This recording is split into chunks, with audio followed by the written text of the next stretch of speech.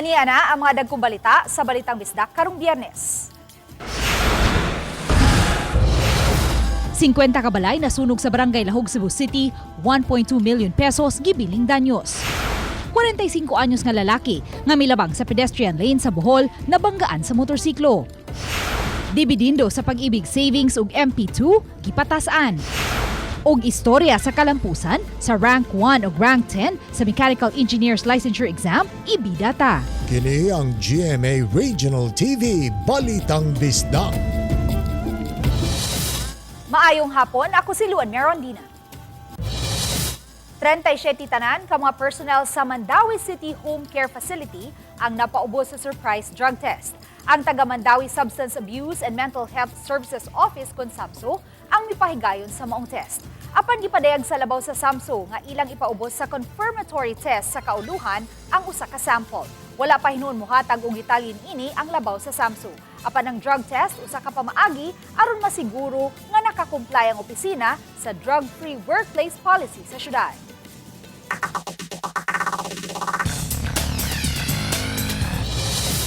Nahulikam ang pagkabangga sa usa ka lalaki nga milabang sa pedestrian lane sa may National Highway sa Barangay Luok, Hagna, Bohol. Makita sa CCTV nga milabang ang 45 anyos nga lalaking biktima pasado alas 7 sa buntag niadtong Martes, Pebrero 25. Apan nibalik kini sa agi, dihang nakit-an ang usa ka rider nga nagpaingon sa iyang direksyon. Inay nga makalikay, nabangga na hinuon ang biktima sa motorsiklo. Sa investigasyon, kusog nga nakapadagan ang rider sa motorsiklo. Gibusinahan pa sa rider ang biktima apan uwahi na kining nakalihay. Nahiagom og injuries ang duha og daling gida sa labing duol nga tambalanan. Nagkasettle ang duha human giabaga sa rider ang gastuhan sa hospital sa biktima. Gi-turnover na ni kanhi Cebu City Mayor Michael Rama ang kontrobersyal nga van nga gipapauli kaniya sa Cebu City Hall. Ang detalye sa report ni Alan Domingo. Gianunsyo ni Rama atol sa presscon ang iyang pag-uli sa kontrobersyal nga sakyanan nga gidiman sa Cebu City Government nga ipapauli kaniya. Ako iuli ang sakyanan pero dili dugumuhunong pagkuha ang iyang pwesto nga dili iyahan. Migawa si Rama sa venue diin nagparking ang puti nga van, iyang gituyok sa pagtan-aw kauban ang masakop sa media. Giklaro ni Rama nga dugay ng wa niya gamita ang naasong sakyanan og buot niya kining matan-aw sa mga City Hall official. Turnover ako naman din Vice Mayor. Pero panialiging Mayor. So imo nga panawagan kan siya mo arin. Pare, dire kaya ko yatag niya. Mamanihan gusto. Siya may go-order. Kay diha man si Vice Mayor Donaldo Dondon Hontiveros, gitugyan ni Rama ang yawi sa sakyanan sanglit usaman kini ka-elected official. Kadawaton dili si Hontiveros kay nakalitan siya sa desisyon ni Rama apan wa na siya nahimo o gidawat ang sakyanan. Gitan-aw una niya ang sitwasyon sa sulod ug gawas sa van. The right process is kami ni dawat and among i-turn over sa department. We all know it's DGS and to inform them just now nga mao ni ang gibuhat ni Mayor Mike Rama. Sayon nini, gipadad-an og demand letter sa city government si Rama human wa i-turn over ang sakyanan nga iya kunos kagamhanan. Apan gitubag kini sa abogado ni Rama nga wa pa sila'y kopya nga gipatuman ang mando sa ombudsman mahitungod sa dismissal o gibarugan nga si Rama gihapon ang mayor sa dakbayan og adunay katungod nga mogamit sa sakyanan sa gobyerno. Samtang mamatod pa mo konsulta si Rama sa iyang gihimong pan-turnover sa sakyanan sa iyahang mga abogado sa pangutana kung dili ba kini makaapekto sa legal maneuver nga ilang gihimo. Wa gay makapugong kung ang Ginoo nay mo'y muhatag sa iyang paggiya. Hala, kontra ninyong Ginoo. Sa nini, nagpa-blatter ang city government ngadto sa Regional Highway Patrol Unit 7 human wa gihapon ni uli sa kanhi mayor ang sakyanan bisan o gipadadaan na og demand letter. Gipanghimugatan sa City Hall nga wa nay katungod si Rama sa paggamit sa sakyanan nga iya sa gobyerno sanglit private citizen na siya. Human gidismiss sa ombudsman sa kasong nepotismo nga padayong gimakak-usab ni Rama. Kauban si Clover Lumayag, ako si Alan Domingo. Balitang Bisdak.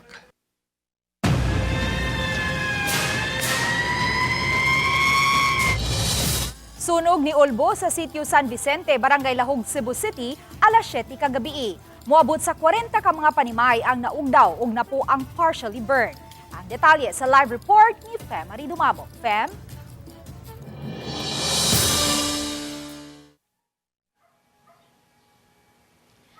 May daghan gyud sa mga nasunugan ang tapot lawas lang o wa gyud mga gamit nga nakuha gikan sa ilang panimay kay sagad kanila ang wala diha sa ilang mga balay atol sa pag-ulbos sa kayo kagabi. Tapot lawas ang tawo ni sila. Usa sa na emosyonal gabi kining inahan nga si Beth ug iyang anak kinsa graduating sa senior high school. Wala na nabuhat kundi sa pagtan-aw nga naugdaw ng ilang balay. Nang yawat si Beth nga mukita pa pinaagi sa pagpanglimpyo sa Lahog Elementary School. Diyang ni Ulbo ang kayo. Wala ko nakuha, ma'am. Maskit piso, ma'am. Wala ko. Tagamot-amot ko. Hindi naman yung pasot nun. Ang uban sa mga nasunugan kagabi dinhina sa kilid sa daan nagpaabot kung asa sila temporaryo nga mapahimutang. Ang uban usab nga mga silingan sa nasunugan ang daling nakapagawa sa ilang mga gamit sa kahadlok nga moabot sa ilang panimay ang kayo. Hinungdan nga sirado kining pipila ka metro sa Dan Gorordo gikan sa mga sakyanan kay dinhi usab ni pahimutang ang mga fire truck. Nadawat sa kabumbiruhan ng alarma sa sunog alas 6:57 kagabi. Giisa kini sa second alarm ug naabtan gyud og dulan sa duha ka oras una gideklarar nga under control. Alas 9:41 na kagabi kini na fire out. Aron lang yun nga dili na makalabang pa sa ubang kabalayan ng sunog, pipila sa mga bumbero ang nanakana sa mga atop sa ubang establishmento o dinhina ni pasirit sa tubig padung sa mga balay nga nasunugan. Ang kasadlunon ug kagipot sa daan padung sa lugar nga nasunugan. Din kinahalan pang isumpay-sumpay ang mga fire hose aron lang maabot ang lugar nga nasunugan usa sa mga hagit sa mga bumbero. Kasagaran yun yan na made of light materials ang maong lugar. May gani, no? Kay nain na uwang sapa ugwa makaigo sa usapa ka sitio ang Santa Catalina, no? Matagtungod nga nainawatan. Wala raman noon. Wala raman sad kay. Wala man na, wa may nakasud og sayon-sayon po dito. Naa raman gyud siya dito gud sa sud. Interior gyud siya nga portion sa diri nga sitio ba interior. Padayon pa ang pakisusi sa kabumbiruhan sa hinungdan sa sunog. Mubalor sa 1.2 milyones pesos ang gibiling danyo sa maong sunog. Samtang gipahilo na ang mga nasunugan sa gym sa eskwelahan sa Lahog. Diin gihatagan sila og mga foldable tents. Giabaga na usab sa city government ang 5 ka adlaw nga pagpakaon kanila. Hatagan usab sila og mga financial assistance apil na ang mga housing materials. Makadawat sa na sila rice and goods. Pero wala pa na mo siya gihatag for now after naguro ni sa validation. Then sa atong housing materials sir kay katora ng mga structure owner. Then sa atong financial makadawat sa na sila sa Cebu City. Ang among kon hinabang unta nga makakuha masin, mga kahoy para makatuko dayon.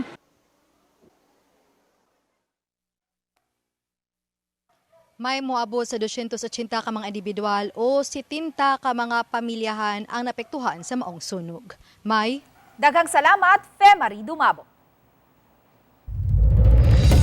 Kini ang GMA Regional TV Balitang Bisdak.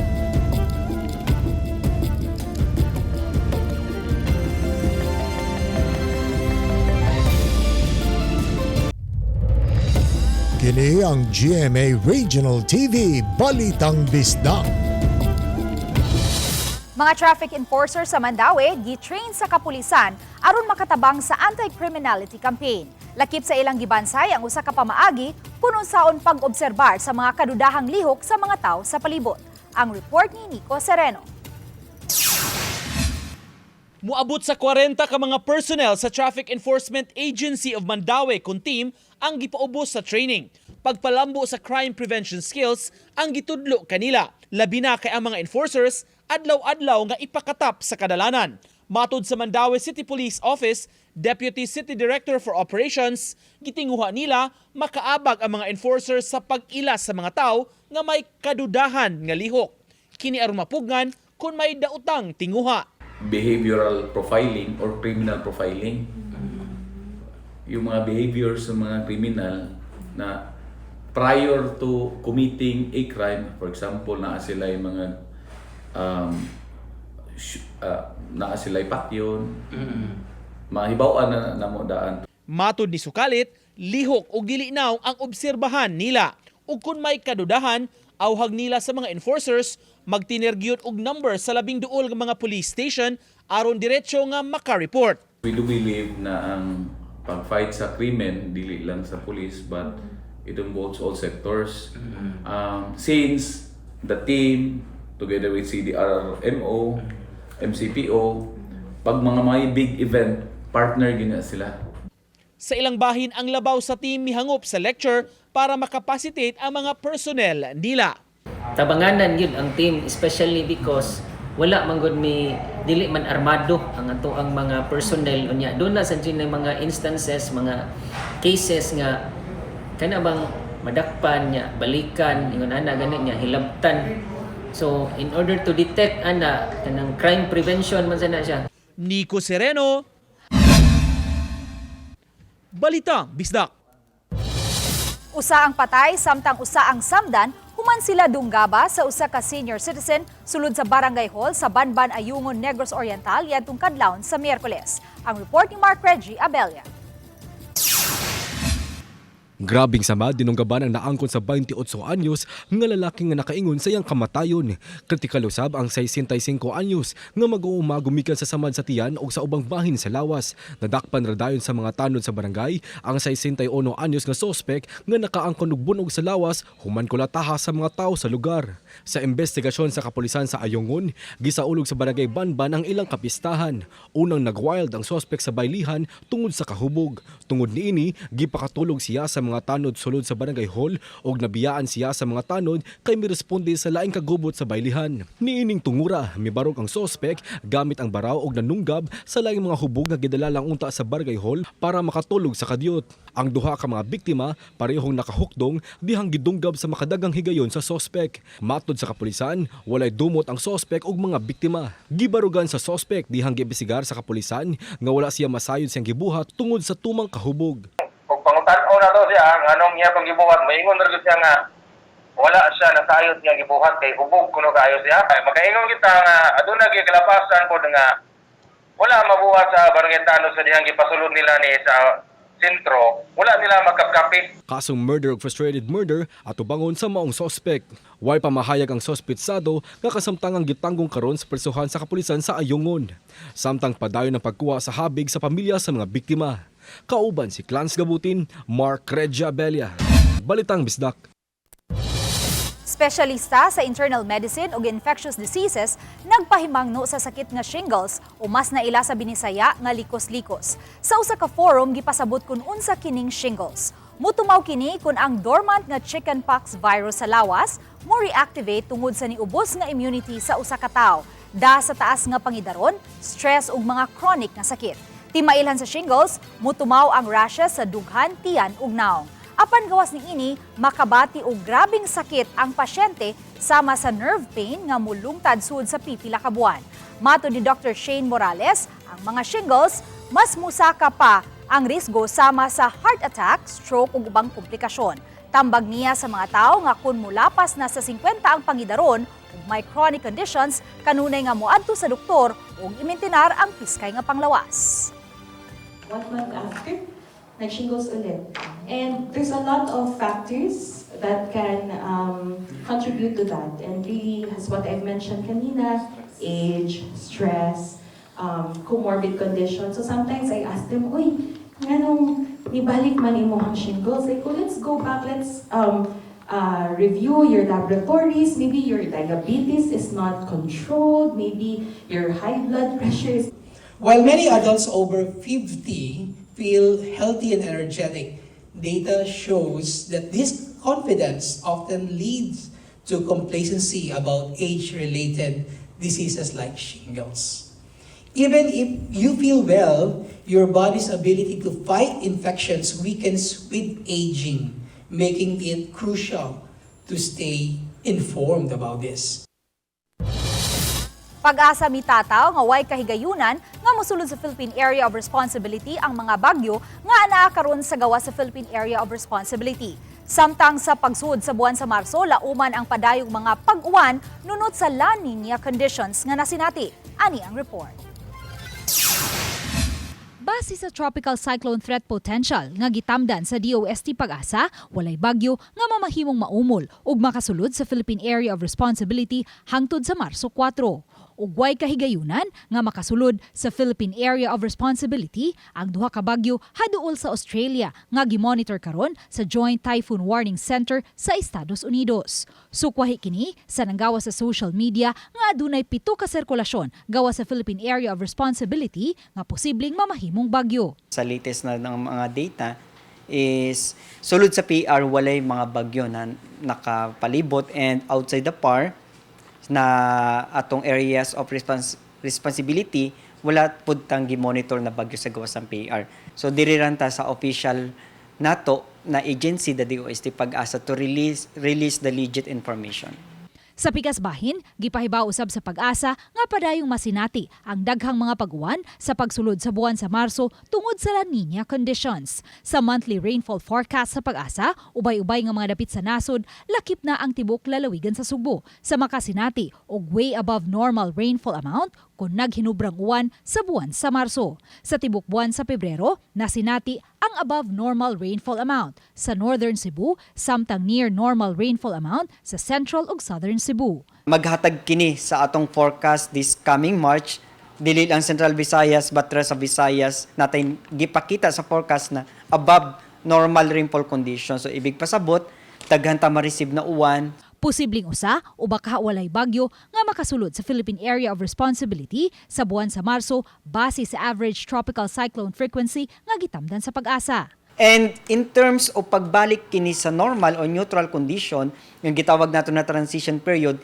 diha sa March, April, May ang atong transition into neutral condition. Ibig pasabot, dili na La Nina, dili El Nino. Uban ni Marlon Melgazo, Luan Merondina, Balitang Bisdak.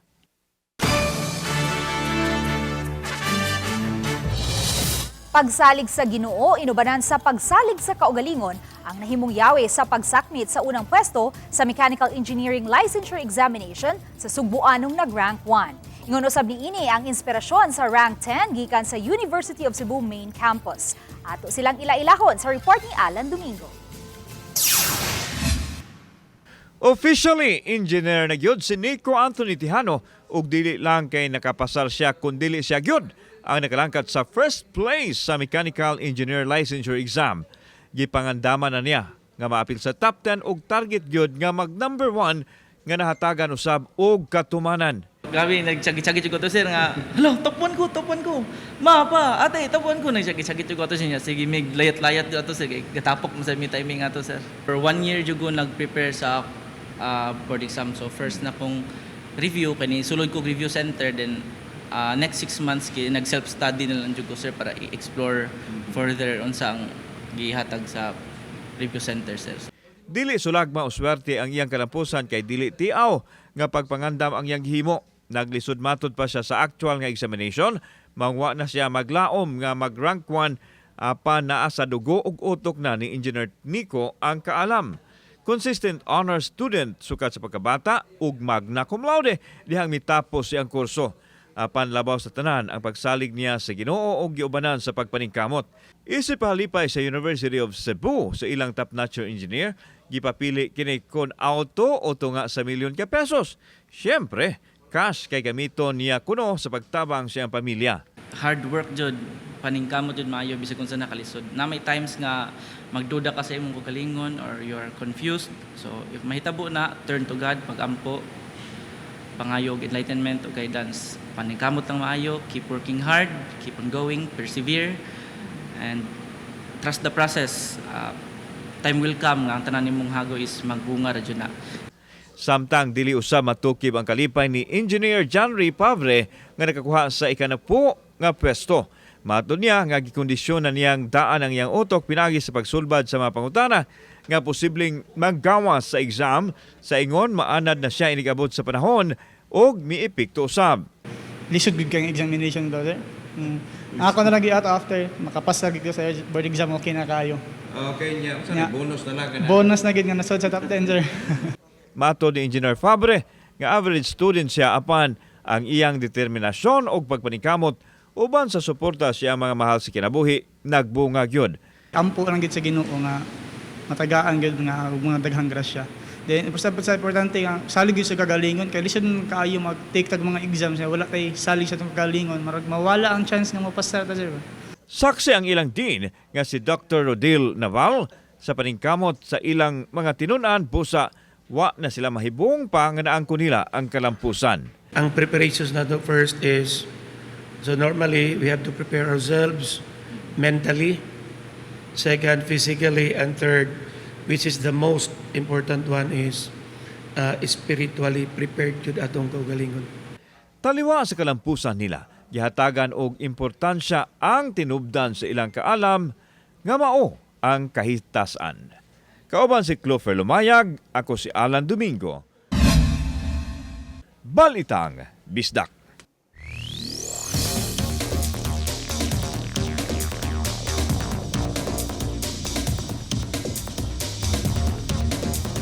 Kini ang GMA Regional TV Balitang Bisdak.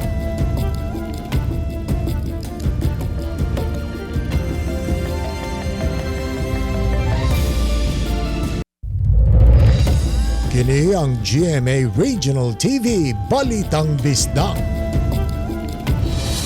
Grand Planetary Alignment nga gihulagway nga talagsaong panghitabo masaksihan karong gabii. Matod sa DOST Pag-asa, nagsugod kini niadtong Pebrero 21 apan karong alas 6:30 sa gabii, Pebrero 28, dungan gayud nga makita sa kalangitan ang 7 ka mga planets gawas lang kun may bagang dagom. Kini ang Mercury, Venus, Mars, Jupiter, Saturn, Uranus ug Neptune. Labing dali nga makita sa atong mga mata ang Venus tungod kay hilabihan kini kahayag. Ubos ni ini ang Mercury. Samtang maklaro ra usab sa atong mga mata ang Jupiter ug Mars. Hinuon matod sa Pag-asa, gikinahanglang mogamit og telescope o binoculars aron makita ang Saturn, Uranus ug Neptune. Mas maayo gyud na magpabukid kay mas lesser ang aton light pollution, pero bisag diri lang sadta sa kaning sa city is kani siya mga planets good, especially kani si Mars, si Jupiter, si Venus, si Mercury, dali rin na nato makita gyud sa atong naked eye.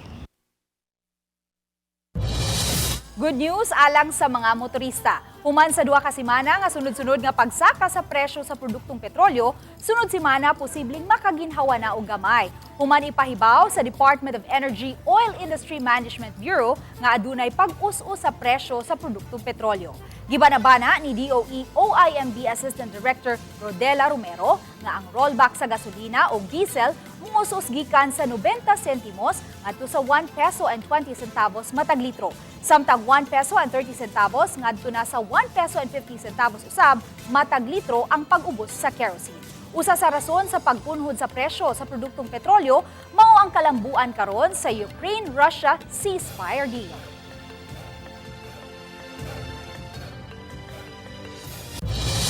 Good news alang sa mga miyembro sa Pag-ibig Fund. Ni-aumento ang dividend sa Pag-ibig Regular Savings ug Modified Pag-ibig 2. Nagpasabot kini nga mas budako ang savings sa mga miyembro. Ang report ni Femari Dumabo. Kining tulo ka mga batanong trabahante sa usa ka IT company mihangop og mapasalamaton sa good news nga gipahibaw sa Pag-ibig Fund. Mato ni Christine Don Margalio, 25 anyos, kinsa sud sa tulo ka tuig nga naghulugan sa MP2 gawa sa mandatory nga contribution. Kay usa kini sa paagi matud niya nga makatabang alang unya sa financial stability. Beneficial siya in terms of bigger imuhang malone, hopefully. And me as naman ko'y MP2, it's going to be a good help kay murag bigger imong dividends.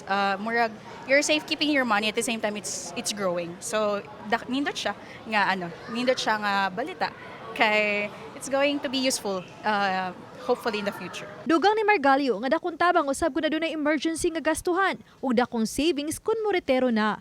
Maminsar ka for the future. So that's why I invested my money. I trust Pag-ibig and I place money on MP2 hoping that I'm going to get something in the long run or in the future. Gikan sa 6.05% alang sa dividend sa regular savings sa 2023. Karon, 6.60% na ang interest alang sa imong total savings. O gikan sa 7.05% ngadto na sa 7.10% nga dividend alang sa MP2. Gipasabot ni Julio Carmel Alfafero Jr., ang branch head sa Cebu Ayala branch sa Pag-ibig Fund, nga padayong milambo ang pundo sa pag-ibig, bisan pa man sa nasinati nga pandemic sa mga niaging katuigan. Kada tuig ang imong pundo, ang imong employee share ug ang counterpart ug ang dividends nga gi-declare mao na siya gitawag natog members savings, no? Mao na siya imong pundo sa pag-ibig. So the moment mo avail ka og loan, i-add po to siya. Mao po to siya ang mapuno. Manang kasagaran mo avail og loan, mag-increase gyud ang ilang availment.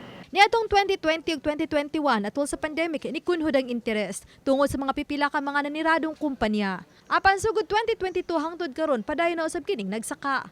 Dugang nakatabang sa pagsaka sa interest ang mga miyembro nga ni-avail sa dagkadiyang programa sama sa housing loan, multi-purpose loan ug calamity loan ug uban pa. Ug ang mas pagdaghan pa sa mga miyembro sa pag-ibig. Sugod sa Enero 2025, moabot na sa dulaan 1.3 million ang mga miyembro niini sa Central ug pipila ka bahin sa Eastern Visayas. Hinungdan nga pahinumdom sa pag-ibig fund sa mga empleyado nga bantayan ang ilang contribution kung girimit ba sa ilang mga employer. Samtang bahad sa pag-ibig fund sa mga employer nga di mo remit, nga mamahimog yun silang mapasakaan o criminal case. Ang pag-ibig fund karon nationwide niabot na kita karon og 16.578 million kapin nga pag-ibig members. So sa una ni ubos man ta, especially during pandemic kay daghan tang mga nanira.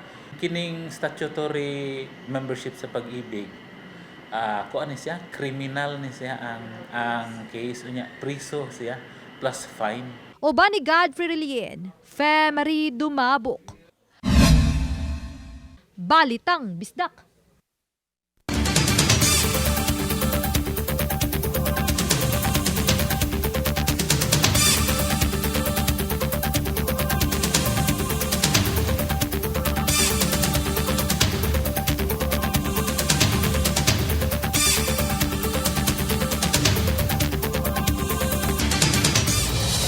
Nag-viral karon kining video sa pamaagi sa pagdakop sa mga LTO personnel sa usa ka lalaki sa lalawigan sa Bohol. Gihimo na ang investigasyon kabahin sa insidente. Ang report ni Nico Sereno. Makita sa video ang insidente sa pag-aresto sa usa ka lalaki nga luwan sa iyang motorsiklo. Nahitabo kini sa lungsod sa Panglao. Gigunitan siya sa mga LTO personnel ug pwersahan nga gipakanaog gikan sa motorsiklo. Ang maong lalaki nagpunay og syagit nga mag-uma siya. Nasayran nga ang maong lalaking gidakop magguwang di ay sa kanhi Vice Mayor sa lungsod sa Panglao. Sa interview sa telepono, matud sa kanhi opisyal, nagtikad og yuta sa barangay Bulod sa maong lungsod ang ilang igsuon. Magdala na gyud kini og sundang gamit sa pagtikad sa yuta. Galingkod naman siya. Tapos gikulat, gisumbag man ko no, tapos gikuyot pa siya, nanaog na, tapos bago siya musukol kay kini ako igsuon naman ko siya kanang farming ari ba, mao man ko na yung kalingawan, magdaog, masundang, kutsilyo, kay gikan man to nag-harvest. Nakakwestiyon ang pamilya sa pamaagi sa pagdakop kaniya. Makahilak kay igsuon baya po na to, mararaman, dili po ingat to unta ba, kay di man ko kriminal, di ba? Aside for that, kanang ilang gibuhat, mararaman di man siguro po pulis man unda ang mag-ingon adto kaya ang mga expertise sa mga LTO, di ba? Mudakop lang, mutanaw ra kung na lisensya, di ba? Na yung mga violation, mararaman sila na ang nindakop man, mararaman gilayog na nila akong igsuon. Matud ni Velasco, gipriso karon ang iyang maguwang sa Panglao Police Station. Duna kuno ipasaka nga reklamo ang taga LTO niini ug nangandam na sab ang ilang pamilya nga musumbalik og kiha. Pinaagi sa social media, si Bohol Governor Aris Omentado mitataw nga iya nang gipahibaw si LTO 7 Director Glenn Galario alang sa tukmang aksyon sa iyang mga sakop. Ipatawag sab sa sangguniang panlalawigan ang task force kabahin sa nahitabo dungan sa pagmando nga ipa-pull out kini sa lalawigan sa Bohol. Nico Sereno, Balitang Bisdak. Human masiradi sulod sa 4 ka tuig ang art gallery sa Dakbayan sa Lapu-Lapu kagahapon Pebrero 27 formal kining gibuksan pagbalik ngadto sa publiko. Atol sa pandemya, nagamit ang dapit isip command center sa crisis management team sa Dakbayan. Sa pagbukas ni ini pagbalik ngadto sa publiko, ginganlan na nila kini og Lapu-Lapu City Gallery. Tungod kay dili lang kini venue o dapit diin i-display ang nagkadayang matang sa art, kundi usa kini kapag pakita nga maong dapit iya sa mga artist, creatives ug mismong sa publiko. Walay entrance fee o bukas kini sa publiko Lunes hangtod Biyernes gikan sa alas 8 sa buntag hangtod sa alas 5 sa hapon. It will be a series of display sa ato ang gallery. Kung open siya sa the public, at least makakita, maka-appreciate, most especially sa atong mga students, unsay na diha. Subling milibot si Vice President Sara Duterte sa Dakbayan sa Subo gahapon sa hapon. Alas 4 gahapon sa hapon, gibisita sa Vice Presidente ang sulunong bahin sa Barangay Mambaling, diin daghan ang mga residenteng nidugo kaniya. Sa usa ka sityo lang, nituyok si Vice Presidente apan niabot gihapon ug kapin sa usa ka oras ang iyang pagsuroy-suroy kay game kini nga nakipaghulagway sa mga mutunol kaniya sa iyang cellphone aron magpag-groupie. Nakiglamano o migakus usab siya sa ubang mga residente. Anaw say uban nga nagpapirma sa picture frame ni VP Sara uban sa iyang amahan nga si kanhi Presidente Rodrigo Duterte. Nihunong usab siya sa usa ka haya sa daplin sa daan nga naagian aron sa pagpadangat og pahasubo sa pamilya. Nanghatag usab siya og chocolates ug biscuits sa pipila ka mga bata nga lakip sa nidugo kaniya. Uban gahapon ni Vice Presidente ang mga gisuportahan nga local candidates sa Cebu City. Alas 5:55 sa hapon, dali usab nga nibiya sa lugar ang Vice Presidente aron pag-apas sa iyang flight. Duha ka adlaw nga nibisita si VP Sara sa pipila ka lugar sa Dakbayan sa Subo. Kami ang GMA Regional TV Balitang Bisdak kinatibuk ang puwersa alang sa mas dakong misyon ug mas halapad nga pag-alagad sa nasod. Mayong hapon mga kapuso ug happy weekend.